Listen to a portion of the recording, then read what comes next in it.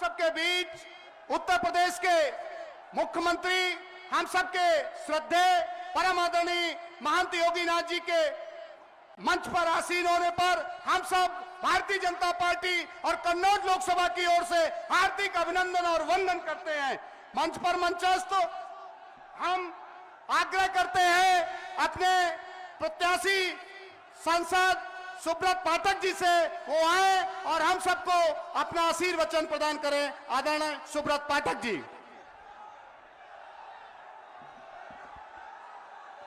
भारत माता की, भारत माता की। आज हमारे रसूलाबाद विधानसभा क्षेत्र में आयोजित इस विशाल जनसभा में मुख्य अतिथि के रूप में आए हुए उत्तर प्रदेश सरकार के यशस्वी मुख्यमंत्री पूज्य योगी आदित्यनाथ जी, भारतीय जनता पार्टी उत्तर प्रदेश सरकार के कैबिनेट मंत्री भाई राकेश सचान जी, उत्तर प्रदेश सरकार के कैबिनेट मंत्री और हम सबके प्रिय नेता पूज्य बाबू कल्याण सिंह जी के पौत्र आदरणीय संदीप सिंह और संजू भैया जी, उत्तर प्रदेश सरकार के मंत्री कन्नौज विधानसभा क्षेत्र के लोकप्रिय विधायक आदरणीय श्री असीम अरुण जी, यहां से हमारी स्थानीय विधायक बहन पूनम संखवार जी, हमारे तिरवा विधानसभा क्षेत्र के लोकप्रिय विधायक श्री कैलाश सिंह राजपूत जी, हमारे मंच के ऊपर बैठे हुए सभी सम्मानित अतिथिगण और आज इस जनसभा में आए हुए भारी संख्या में सभी उपस्थित माताएं बहनों एवं आदरणीय सभी बुजुर्गों, मेरे प्यारे नौजवान साथियों, मीडिया के साथियों, मित्रों, यह 2024 का यह लोकसभा का चुनाव यह हमारे भारत के भविष्य का चुनाव है और निश्चित रूप से जिन परिस्थितियों में यह चुनाव हो रहा है, मैं आज इस बात को कह सकता हूं कि देश की जनता एक बार फिर से नरेंद्र मोदी जी को अपना आशीर्वाद देने जा रही है। मित्रों, आप सभी ने पिछली बार मुझे यहां से देश के प्रधानमंत्री नरेंद्र मोदी जी को आशीर्वाद देते हुए आप सब ने मुझे संसद भेजने का काम किया था। मैंने संसद पहुंचकर आपके वोट को आदरणीय प्रधानमंत्री श्री नरेंद्र मोदी जी को समर्पित कर दिया था। मोदी जी ने इस देश में सरकार बनाते हुए और निश्चित रूप से इस देश के गरीब, शोषित, वंचितों का कल्याण करने का काम किया है। इस देश से गरीबी को समाप्त करने के लिए अथक प्रयास करने का काम किया है और जिस प्रकार से इस देश का सम्मान दुनिया में बढ़ाया है और साथ ही साथ हमारी आस्था का भी सम्मान करने का काम देश के प्रधानमंत्री नरेंद्र मोदी जी ने किया है। अब मित्रों, अब यह चूंकि लोकसभा के चुनाव में कन्नौज से समाजवादी पार्टी के अध्यक्ष श्री अखिलेश यादव जी यहां से चुनाव लड़ने आए हैं और जब अखिलेश जी यहां से चुनाव लड़ने आए हैं तो वो हमसे सवाल खड़े करवाते हैं अपनी पार्टी के लोगों से कि सांसद ने किया क्या। जबकि अखिलेश जी, जब मैं कन्नौज में 2019 में सांसद चुना गया था, अखिलेश यादव भी आजमगढ़ से सांसद चुने गए थे। अखिलेश यादव सांसद सुब्रत पाठक का तो हिसाब मांगते हैं, लेकिन सांसद अखिलेश यादव का कोई हिसाब कभी देते नहीं है।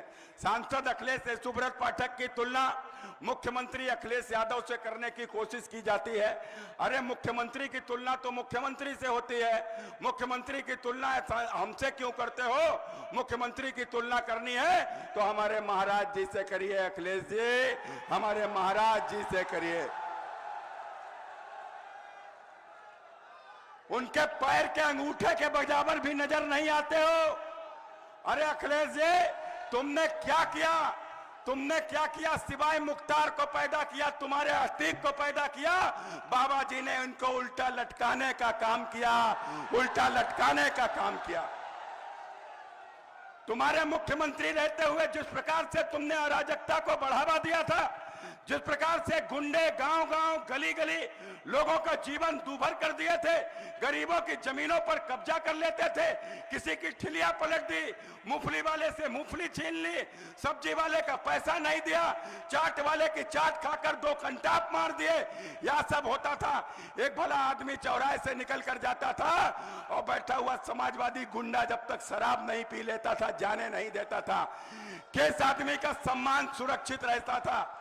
अरे कोई आदमी अपने बेटे के साथ मोटरसाइकिल से जा रहा है, किसी समाजवादी गुंडे ने रोक लिया और उसको पीट दिया, सोचो क्या बीतती होगी उसके बच्चे के ऊपर।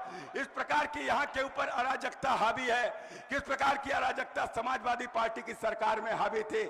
अखिलेश जी आते हैं, अपने किए हुए कुछ काम गिनाते हैं। अरे काम तो तुम गिनाते हो, लेकिन तुम्हारे कारनामे तो हमको गिनाने ही पड़ेंगे कि तुमने जो जो कारनामे किए थे। अरे आतंकवादियों के समर्थक अखिलेश यादव, और जब आप यहां से चुनाव लड़ने आए हैं, तो जब यहां से चुनाव लड़ने आए हैं तो मैंने कहा कि अखिलेश यादव जी यहां से चुनाव लड़ने क्यों आए हैं? तो यहां से चुनाव साहब लड़ने इसलिए आए हैं कि उनको यहां से बदला लेना है। बदला लेना है किस बात का? बदला लेना है इस बात का कि उनको, उनकी पत्नी को चुनाव हरा दिया।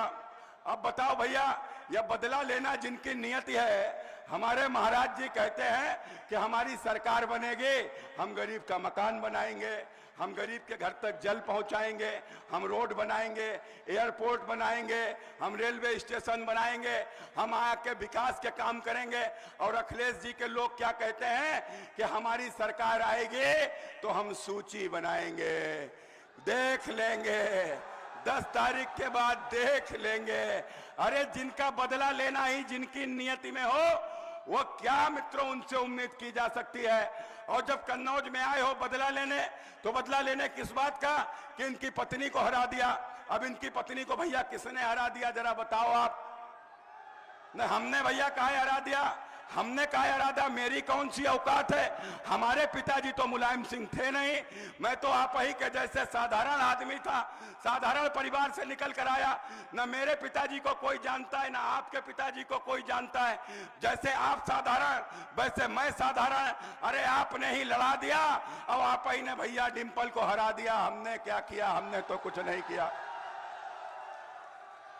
अब आप बताओ भैया, अब आपने सबने मिलकर, कन्नौज की जनता ने डिंपल को जब हराया था, तो अब ये बदला लेने किससे आए हैं? ये हम सबसे बदला लेने आए हैं, ये हम सबसे बदला लेने आए हैं। और इसीलिए तो मैंने कहा अखिलेश जी, आप हमसे तो बदला ले सकते हो भैया, आप बहुत बड़े आदमी हो, आप बड़े आदमी के लड़के हो, मैं बहुत साधारण आदमी हूं, आप मुझसे तो बदला ले सकते हो, लेकिन अखिलेश जी हम सबसे बदला नहीं ले सकते हो, हम सबसे बदला नहीं ले सकते हो। और हम सब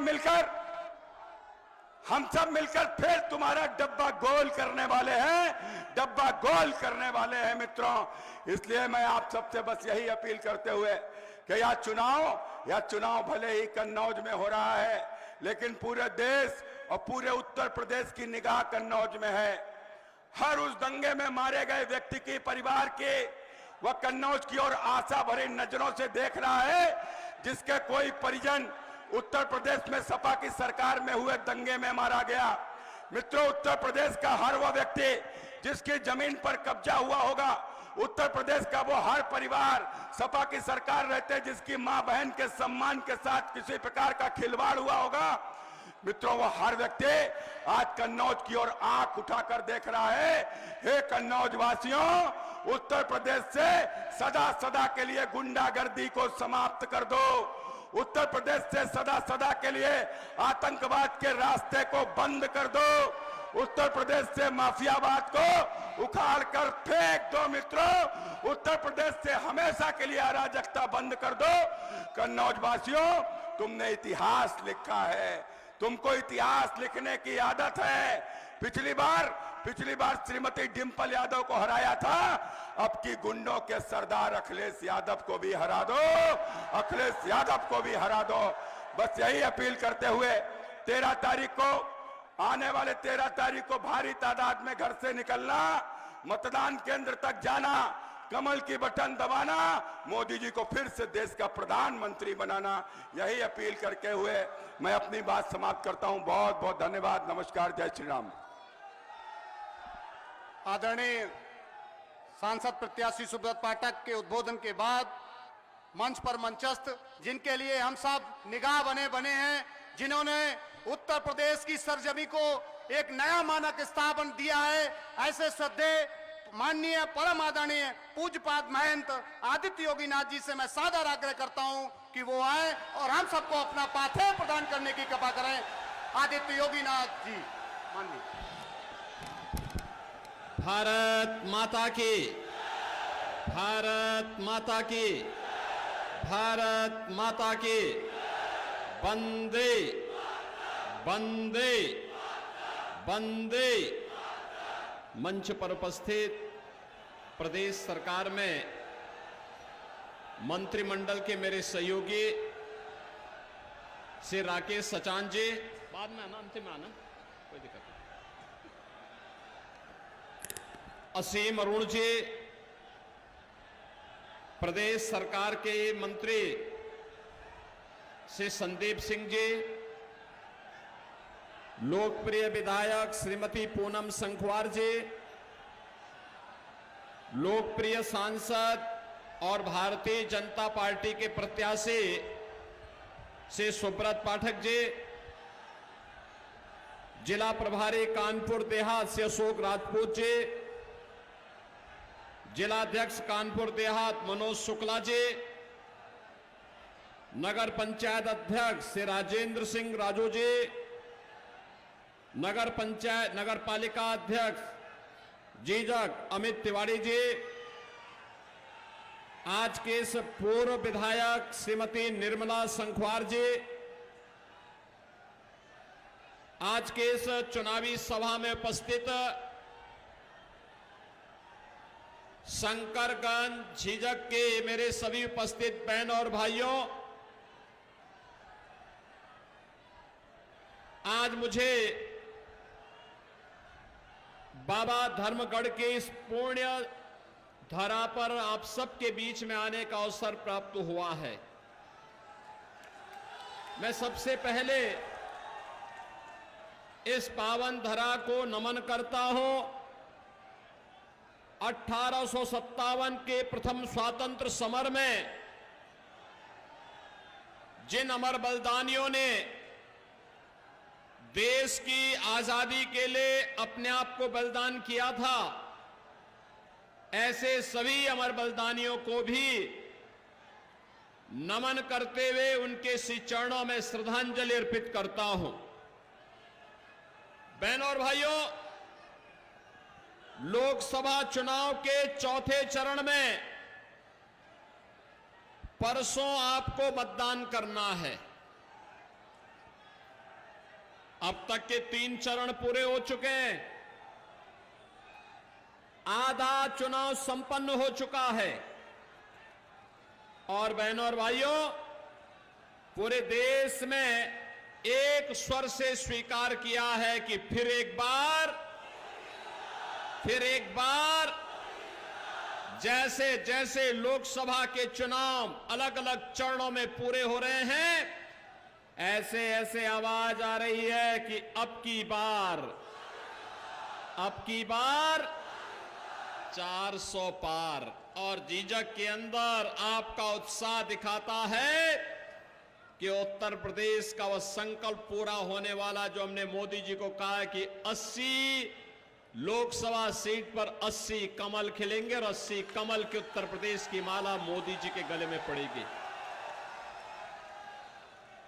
बहनों और भाइयों, मैं अभिनंदन करूंगा आप सबका। गर्मी की परवाह के बगैर पंडाल में जगह नहीं मिला तब भी खड़े हैं, लेकिन भारतीय जनता पार्टी का कमल खिलाना है और विजयश्री से सुब्रत पाठक के गले में डाल करके मोदी जी के साथ कार्य करने के लिए उन्हें दिल्ली भेजना है। बहनों और भाइयों, ये हमारी पीढ़ी का सौभाग्य है। हम नए भारत को देख रहे हैं, एक ऐसा भारत जिस भारत में आज सुरक्षा भी है, सम्मान भी है, विकास भी है, गरीब कल्याण भी है, और जिस भारत में विकास है तो विरासत भी है। आपकी आस्था का सम्मान है। याद करिए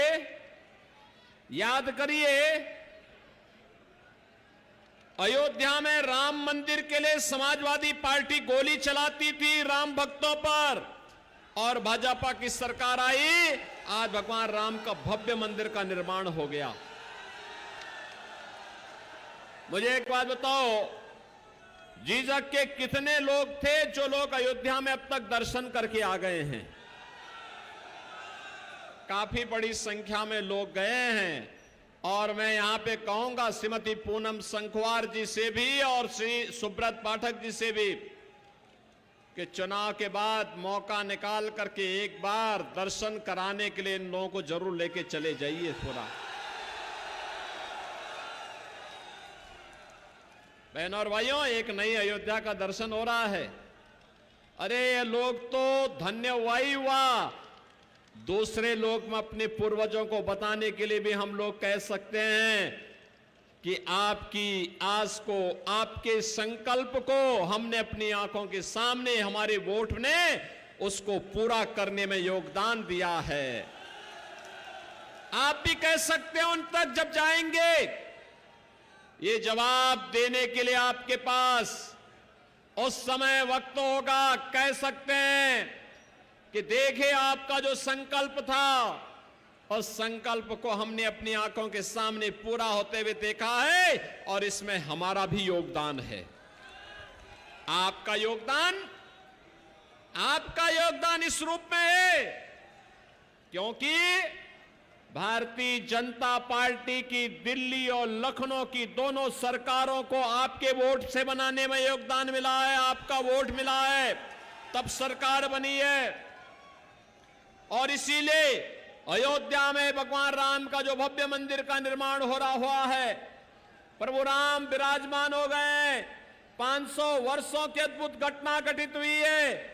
और बहनों और भाइयों, 500 वर्षों की इस अद्भुत घटना के लिए 500 वर्षों में पहली बार प्रभु राम ने अपनी जन्मभूमि पर होली भी खेली है और अपना जन्मदिन भी मनाया है। पहली बार भगवान राम का सूर्य तिलक भी हुआ है। बहनों और भाइयों, ये अद्भुत घटनाएं कभी कभी घटित होती हैं, और हमारी पीढ़ी सौभाग्यशाली है कि हम इस नए भारत में सब कुछ देख पा रहे हैं।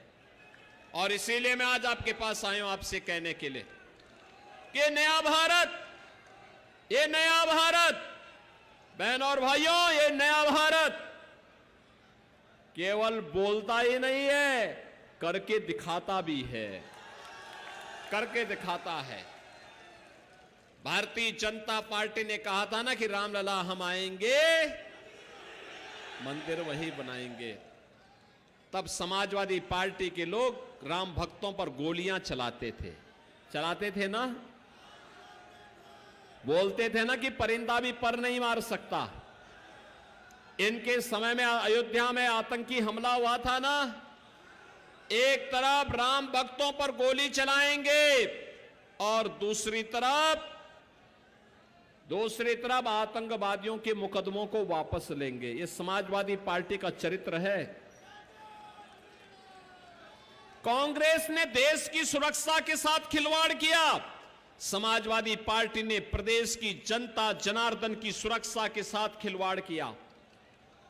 ये दोनों एक ही थैले के चट्टे बट्टे हैं और इसीलिए हमेशा मिलकर के फिर जोर आजमाइश करना चाहते हैं। बहनों और भाइयों, मैं आपसे कहना चाहूंगा, वह सौगंध याद रखना कि सौगंध राम की खाते हैं,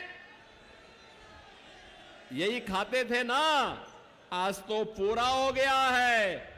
अब भारत के निर्माण के लिए, नए भारत के लिए, आत्मनिर्भर भारत के लिए, विकसित भारत के लिए मोदी जी के नेतृत्व में जो संकल्प पूरा देश ले रहा है, उस संकल्प के साथ जुड़ने का अवसर आ गया है। बहनों और भाइयों, यही अंतर है कांग्रेस सपा में और बीजेपी में। बीजेपी का संकल्प देश के खातिर है, देश के नाम पर है, आत्मनिर्भर और विकसित भारत के लिए। आत्मनिर्भर और विकसित भारत इसलिए जिससे आपको और आपके आने वाली पीढ़ी को खुशहाल जीवन दे सकें। उनको सत्ता इसलिए चाहिए कि कांग्रेस के परिवार को, सपा के सेफई परिवार को धन संपदा से परिपूर्ण करके अपने परिवार के लिए वे चुनाव लड़ना चाहते हैं। और भारतीय जनता पार्टी राष्ट्र के हित के लिए, वे परिवार के हित के लिए, ये राष्ट्र के हित के लिए चुनाव लड़ना चाहती है। और इसीलिए राष्ट्र के हित के लिए लड़े जाने वाले इस चुनाव में आपका समर्थन लेने के लिए हम लोग आए हैं आपके पास। समाजवादी पार्टी के समय में क्या हालत थे प्रदेश के? हर तीसरे दिन दंगे होते थे, हर तीसरे दिन दंगे होते थे, अराजकता चरम पर थी, बेटी और व्यापारी सुरक्षित नहीं थे, गुंडागर्दी का आलम यह था कि प्रदेश में बेटियां पढ़ने के लिए अपने रिश्तेदारों के या छात्रों के छात्रावास में रहने के लिए मजबूर होती थी। बहनों और भाइयों, ये नया भारत है और नए भारत में आप देख रहे होंगे नया उत्तर प्रदेश आज कहता है कि माफिया और अपराधी के लिए प्रदेश की धरती पर कोई जगह नहीं होनी चाहिए, कोई जगह नहीं होनी चाहिए। आज माफिया और अपराधियों को उनकी जगह ठीक बता दिया गया है, लेकिन समाजवादी पार्टी की संवेदना किसके प्रति है?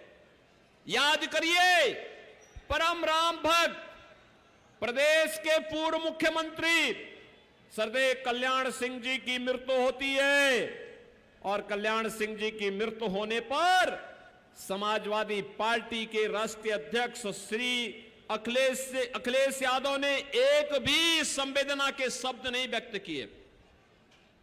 इतना बड़ा नेता, पूर्व मुख्यमंत्री, पूर्व गवर्नर दिवंगत होते हैं, समाजवादी पार्टी उनके प्रति संवेदना व्यक्त नहीं करती है। मुलायम सिंह जी की मृत्यु हुई थी, मैं स्वयं गया था, मेरे प्रदेश अध्यक्ष मेरे साथ गए थे, प्रधानमंत्री जी ने संवेदना व्यक्त की थी। एक सामान्य शिष्टाचार भी होता है, लेकिन यही अखिलेश यादव और यही समाजवादी पार्टी माफिया के मरने पर मातम मनाने के लिए गया था अभी हाल ही में, आपने देखा होगा। इनकी संवेदना आपके प्रति नहीं है, राम भक्तों के प्रति नहीं है, राम मंदिर के प्रति नहीं है, भारत के प्रति नहीं है। इनकी संवेदना आतंकवादियों के प्रति है, इनकी संवेदना माफियाओं के प्रति है, इनकी संवेदना अपराधियों के प्रति है, इनकी संवेदना भारत के खिलाफ जो वक्तव्य देते हैं उनके प्रति है। और इसीलिए हम लोग आए आपसे कहने के लिए कि बहनों और भाइयों, ये चुनाव मात्र चुनाव नहीं है, ये चुनाव तो भारत की तस्वीर और तकदीर को बदलने के लिए मोदी जी के नेतृत्व में हुए अहर्निश प्रयास को एक नई गति देकर के आगे बढ़ाने का चुनाव है। एक तरफ राम भक्त है, एक तरफ रामद्रोही है। जो रामद्रोही हैं वे भारत के खिलाफ षड्यंत्र रच रहे हैं, आपके खिलाफ षड्यंत्र रच रहे हैं, देश के खिलाफ षड्यंत्र रच रहे हैं। जो राम भक्त हैं वे भारत के अंदर एक नए इतिहास के मोड़ पर खड़े हैं। इतिहास का ये मोड़ मोदी जी के नेतृत्व में सरकार बनने के लिए इसलिए खड़े हैं कि हमें एक नया इतिहास बनाना है, और वह नया इतिहास होगा भारत को दुनिया की सबसे बड़ी ताकत के रूप में स्थापित करना। एक खुशहाल भारत के लिए, एक आत्मनिर्भर भारत के लिए, एक विकसित भारत के लिए। खुशहाल भारत का मतलब हर गरीब के पास अपना मकान होगा, अपनी सारी सुविधाएं होंगी, कोई गरीबी नहीं होगी, हर नौजवान के हाथ को रोजगार होगा, हर अन्नदाता किसान आत्मनिर्भर होगा, हर महिला आर्थिक रूप से स्वावलंबन का जीवन गुजर बसर करेगी। भारत के अंदर सर्वत्र खुशहाली हो, उस आत्मनिर्भर भारत के लिए आज भारतीय जनता पार्टी आपका आशीर्वाद चाहती है। और उसी आशीर्वाद के लिए बहनों और भाइयों, हम लोग श्री सुब्रत पाठक को लेकर के आपके पास आए हैं। ये आपके लोकप्रिय सांसद हैं और भारतीय जनता पार्टी ने उन्हें फिर से अपना प्रत्याशी बनाकर के आपके बीच उतारा है। बहनों और भाइयों, श्री अखिलेश यादव कन्नौज संसदीय क्षेत्र से चुनाव लड़ रहे हैं और चुनाव वे इसलिए लड़ रहे हैं क्योंकि इंडी गठबंधन से कोई चुनाव लड़ने के लिए प्रत्याशी नहीं मिला। पहले एक को दिया, फिर उसका टिकट काटा, फिर दूसरे को मिला, वो मैदान छोड़ के भागा, फिर तीसरे को घोषणा की, वह भी मना कर दिया। जब कोई नहीं मिला तब कह रहे हैं मैं सेवा करना चाहता हूं। अरे सेवा जब था मौका तब तो किया नहीं, तब तो कन्नौज की इत्र में बदबू फैलाने का काम कर रहे थे, हर दूसरे दिन दंगा करवाते थे यूपी के अंदर, बेटी और व्यापारी की सुरक्षा के लिए खतरा पैदा कर दिया था, हर तीसरे दिन कर्फ्यू लगता था, गरीबों के हकों पर डकैती पड़ती थी और दंगाइयों को मुख्यमंत्री आवास में बुला करके महिमा मंडन करने का कार्य करते थे। आज बहनों और भाइयों, ये नया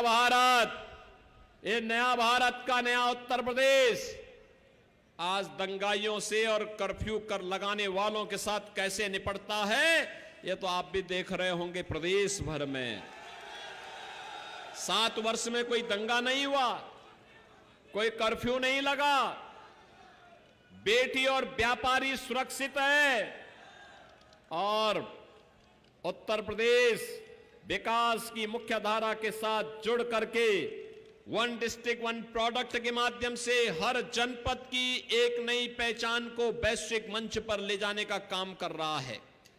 बहनों और भाइयों, ये नए उत्तर प्रदेश में अपार संभावनाएं, नसीम संभावनाओं को आगे बढ़ाने के लिए ये डबल इंजन की सरकार आवश्यक है।